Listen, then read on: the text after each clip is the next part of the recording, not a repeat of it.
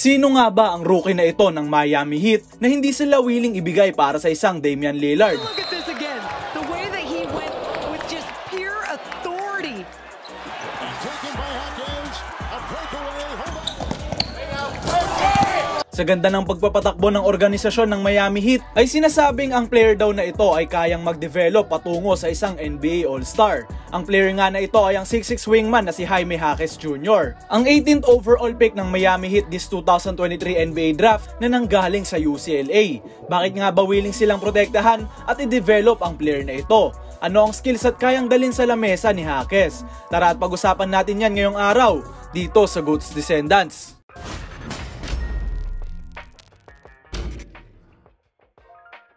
Ipinanganak si Jaime Jaquez Jr. sa Irvine, California noong February 18, 2001. Ngunit ang kanilang pamilya talaga ay galing sa Mexico.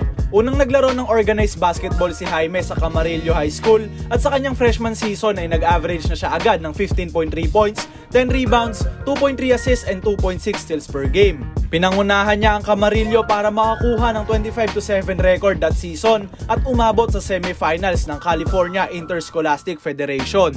Sa sumunod na taon ay nanalo na si Jaquez ng All Ventura County second team after magtala ng 24 points, 11 rebounds and 2.2 assists per game. By the way, GOAT fam, isang fun fact lang, si Jaime nga pala ay isa ring baseball pitcher sa kanilang school, making him a dual sport athlete. Sa pagpasok ng senior season ni Jaquez ay heavily recruited na siya at nakabilang na rin sa first team All-CIF honors. Sinira ang single game scoring record ng Camarillo with 54 points laban sa Royal High School at nagtala ng 31.7 points, 11.7 rebounds and 3.7 assists per game that year. Matapos ang kanyang high school stints ay nag-commit na siya sa UCLA Bruins para naman sa kanyang collegiate basketball career.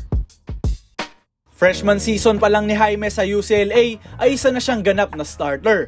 Jaquez offered a steady two-way presence buong season at nagbigay ng 9 points, 4.8 rebounds and 1.4 steals per game na tumulong sa kanya para mapabilang sa Pac-12 All-Freshman team. With low draft stock sa NBA ay bumalik pa siya sa kanyang sophomore year kung saan nag-improve palalo si Jaime. He became a decent shooter para sa Bruins at tumaas ang lahat ng kanyang per game statistics to 12.3 points, 6 rebounds and 1.7 assists. Umabot sila sa Final Four ngunit natalo sa Gonzaga at nakuha ni Jaquez ang kanyang unang second team All Pac-12 selection at All Pac-12 defensive team. Tatapusin ni Jaime ang kanyang college career just 2 years later, making him a 4-year NBA draft prospect. Sa pagtatapos ng 2023 season ay nakamit niya na ang consensus second team All-American at naging Pac-12 Player of the Year with 17.8 points, 8.2 rebounds and 2.4 assists per game.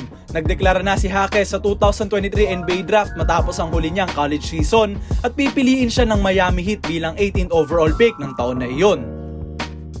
Miami is committed sa development ng player na ito dahil nga unwilling silang ibigay si Jaime para lang makuha ang isang Damian Lillard sa pagsisimula ng season.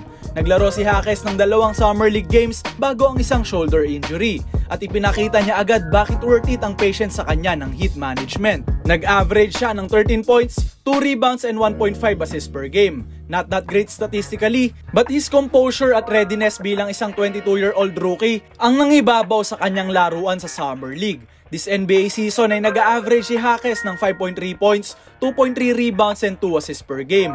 Underwhelming stats nga yan, GOAT fam. Subalit isipin din natin na sa 17 minutes per game ay meron siyang 50% field goal shooting at 37.5% naman mula sa 3-point line.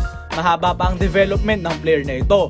But his defense at outside shooting ang magiging puhunan ni Jaquez sa paglaon ng kanyang NBA career. And with the Miami Heat's culture at galing sa pagde-develop ng player, ay mataas ang chance na maging isang star ang player na ito balang araw.